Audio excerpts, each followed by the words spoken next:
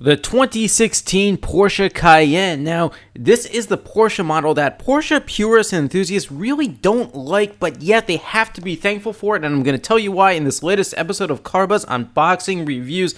I'm Jay, and yes, this is the Porsche Cayenne. Specifically, this is the Porsche Cayenne S. It's not the base model, but it's not the GTS or the Turbo S, but I'll get into more trims throughout this review. But the big thing that you need to know about the Porsche Cayenne is that it is one of the biggest moneymakers for Porsche. Oh, now I also want to thank Sondland Porsche in Mill Valley, California for letting us come on down and film today. So as I was saying, the Porsche Cayenne, this was a model, the first generation hit the market way back in 2003. Yeah, almost 14 years ago at this point. And it seems like the Cayenne has been around forever, and Porsche is just so happy that it has it, because that was the time when Porsche was really at a crossroads. Is it only going to make sports cars such as the 911 and eventually the Boxster, the Cayenne as well, or is it going to spread its wings and try to develop the model lineup so that it can make money in other segments? Well, that's what they chose, and Porsche has never looked back. Because of the success of the Cayenne, Porsche also had the guts to take a chance with a four-door model like the Panamera. And now we have the even compact crossover SUV, the Macan. Well, let's start this engine up here, because I want you to hear what a twin-turbo 3.6-liter V6 sounds like.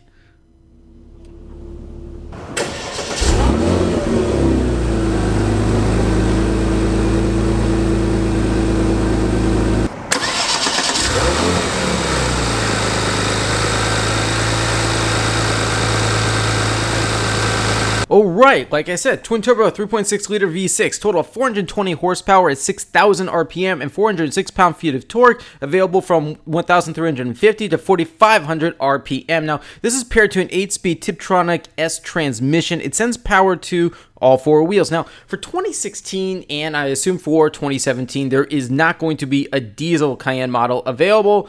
Take a wild guess as to the reason why. Now, this twin-turbo 3.6-liter V6, it debuted in 2015, and it replaced the older naturally aspirated V8. And basically, this is more powerful and more fuel efficient.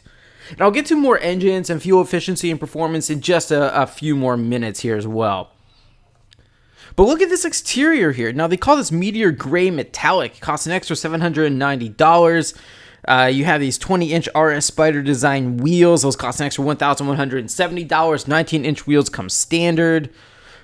This particular one also has the black roof rails for an extra $1,190. A trailer hitch, but without the tow ball, for $650. Other standard features include 4-point LED daytime running lights and LED taillights. And the moment you look at the Cayenne, specifically from the side view, you can tell it's a Porsche. What did Porsche do to help give it more of a Porsche look? It's got a longer hood than some of its competitors. It looks very athletic. And when you look at the front end, just the way that the front headlights are styled, you get traces of the 911. And even if you look at it from the rear three-quarter angle, you're also going to see design traits of the 911.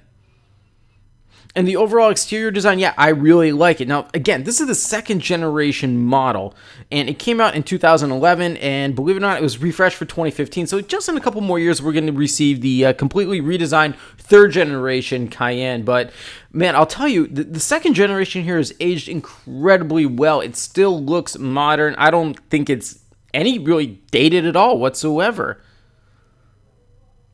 I love those, the quad exhaust tips there. It just looks like a sport crossover SUV, whatever they're calling crossover SUV these days.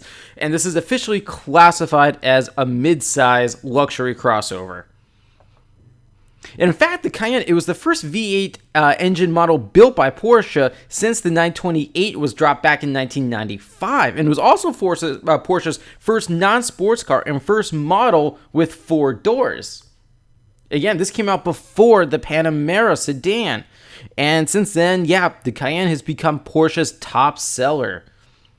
So a lot of the Porsche, specifically the 911 purists, enthusiasts out there, the moment they saw the Cayenne back in 2003, They hated it. They just thought it was, shaming the Porsche brand. But Porsche realized that if they wanted to survive, it needed to make money in other segments. And because it has made so much money, it has been able to reinvest that profit back into the 911, for an example, and all of the hardcore and unique 911 trims as well. All right, let's talk more about engines here. So like I said, this is the twin-turbo 3.6 liter V6. Fuel economy, 17 miles per gallon in the city, 24 on the highway, in a combined 20. The vehicle weighs just under 4,600 pounds. Performance, 0 to 60 miles per hour in 5.2 seconds. If you use the launch control, that's going to be 5.1 seconds. And top speed is electronically limited to 161 miles per hour.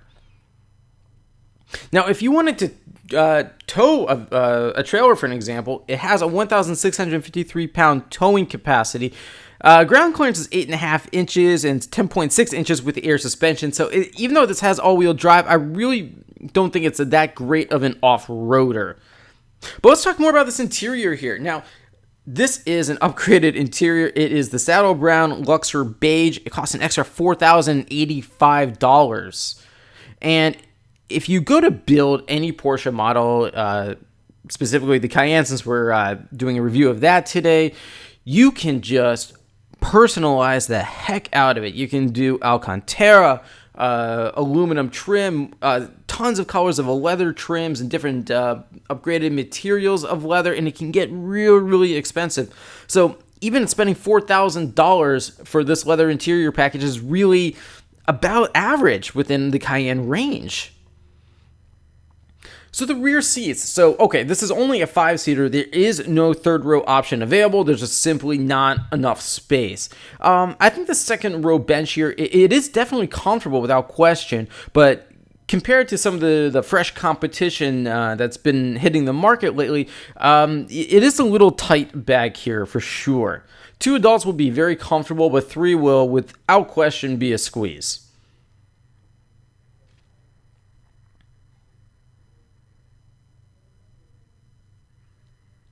And this car is, specifically this Cayenne, it's equipped with the premium package. Again, that's an extra $4,090. You get heated and ventilated front seats, a panoramic sunroof, 14-way power and driver front passenger seats with memory.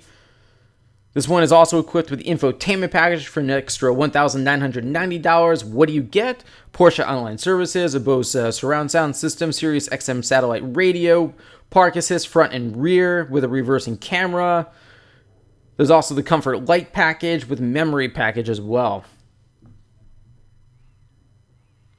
And look at this dash design. I really like it. I know a lot of people have complained, and I think it's a fair complaint that there's just too many buttons on that center console. But let me tell you, once you figure it out, it's not as complicated as it seems.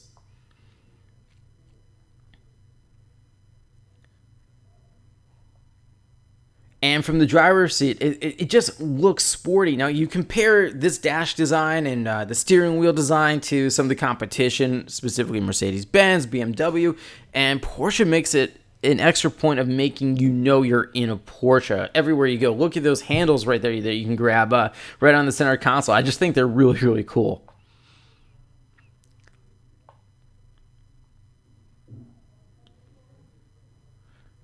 And in the driver's cluster there's a 4.8-inch screen display.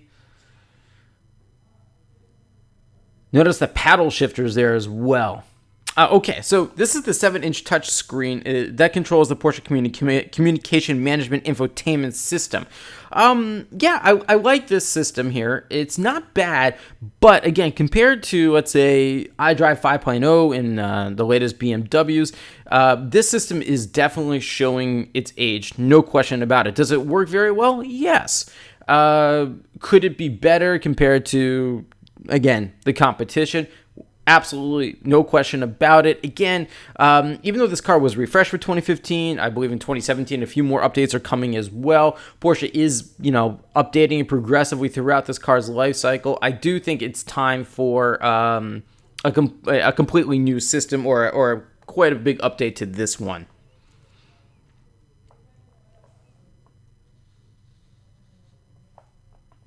And other connectivity issues or features this comes with is Bluetooth, Apple CarPlay, Android Auto, a USB port. Here you have the dual zone automatic climate control. Now you can get quad zone automatic climate control. This particular Cayenne S does not feature it. That's going to cost an extra $990. So I don't know, maybe dual zone is good enough. It depends entirely on your budget. So I also want to take a moment here and just talk about some of the other trims that you can get in the Cayenne lineup. You have the base model, which has a V6. It only has 300 horsepower, and the acceleration there, it's kind of slow.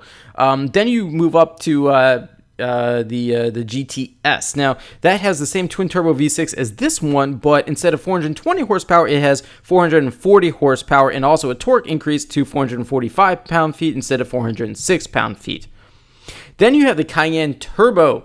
Now that has a twin turbo V8 with 520 horsepower. If that's not good enough, there is the Turbo S, which is, well, it has the same twin turbo V8 as the standard turbo, but with a power boost to 570 horsepower and 590 pound-feet. So yeah, the Cayenne Turbo S is a super SUV performance machine. And right on the roof there in front of the driver, even more buttons, just like in the center console. Trust me, you get used to all the buttons. There it is, the panoramic sunroof. Again, that's part of the premium package, which, yeah, an extra $4,000, I recommend it. I think you get a lot of nice additional features for that. All right, so let's talk about some safety here. Now, a lot of standard bits here. Of course, you get dual front airbags, dual front knee airbags, front and rear side airbags, curtain airbags from the A to the C pillars. There's also the Porsche Stability Management System with ABS brakes, traction control, and trailer stability control. And this particular Cayenne has lane change assist for an extra $850. If you want something like lane departure warning, it's optional, but that's going to cost $690. And again, because lane departure warning is not standard, I think that is another small sign of this car's age. You're seeing more and more vehicles today where you're getting those high-tech safety features, especially in luxury cars, as standard. So how does it drive?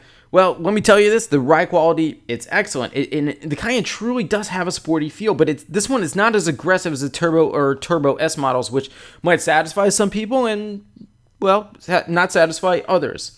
But you can get other driving aids that are not in this particular Cayenne, such as the air suspension with Porsche Active Suspension Management System. That's about an extra $4,000. You get a fully loaded bearing air spring strut offering a total of 6 ride height settings and the option of lowering the rear axle to loading level as well. And with that type of system, there's the 3 manually selectable damping modes, Comfort, Sport, Sport Plus. There's also a self-leveling function as well. So yeah, if an extra $4,000, it becomes more of a driver's car. But again, it depends entirely on your personal needs and budget. And speaking of budget, what does a Cayenne cost? Well, the base Cayenne with the V6, which is a little slow, but it's still a great car, begins at $59,600. You can move up a bit to the Platinum Edition, which begins at $65,600. And then here, this Cayenne S has a base price of $76,200. But our car, with all the extra options that it has, plus a $1,050 destination fee, the grand total is $90,815. So yeah, about $91,000 for a Porsche Cayenne, and this is not even the top of the line. You can easily go, I'd say, up to about $150,000 for a fully loaded Cayenne Turbo S. Now, look at this cargo space here. Now, you have the 40 by 20, 40 split folding rear seats. Right here, this is 23.6 cubic feet of cargo space, but when you fold the second row seats, you get a grand total of 62.9 cubic feet, which, yeah, that's pretty good. And underneath there, you have the 18-inch spare tire. Now, a lot of cars these days aren't even coming with spares because automakers are trying to save weight or they charge extra for them. No, here, the 18-inch spare is standard. And with 23.6 cubic feet of space, yeah, I'd say this is just, plenty fuel efficient. But as you see, or space efficient rather, but as you see right here, the second row seats, I got a problem with this. They don't fold completely flat. Again, the new competition that's out now, the seats fold flat entirely, and this does kind of kill some extra space there. So what's some of the competitions? I keep mentioning it. Well, you have the BMW X5 and the X6. There's a Mercedes-Benz GLE, the Maserati Levante that's brand new, just hitting the market. And I would also toss in the Infiniti QX70. All right, so what do I like here? Well, again, it just has great acceleration and excellent handling. Even the hybrid model, which is the SE hybrid with a plug-in capability and an electric motor combined with a supercharged 3-liter V6 with 416 horsepower, it's a lot of fun to drive. And as I mentioned, you can just personalize the heck out of it with options, and you can truly make the Cayenne your own to just however flavor you want it to be. Now, what don't I like? Well, some newer cars, they do have a third row seat option there, but I can see why they don't have it here because it's really tight on space. But the second row is even kind of small too, and I noticed you have to pay extra to get HD radio or satellite radio, and that's normally standard in a lot of luxury SUVs today. So the 2016 Porsche Cayenne S, I love this car. It's aging, but it is aged very gracefully. Any more questions for me, just leave them in the comment section below, and I'll see you on my next unboxing review.